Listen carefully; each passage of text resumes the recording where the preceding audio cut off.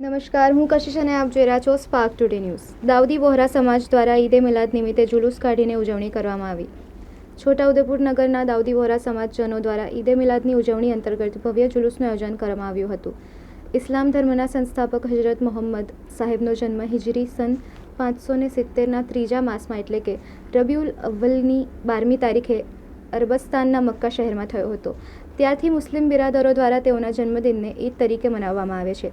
ઈદે મિલાદ પર્વ નિમિત્તે છોટાઉદેપુર નગરમાં વસતા દાઉદી બોહરા સમાજજનો દ્વારા ભવ્ય રીતે ઉજવણી કરવામાં આવી હતી.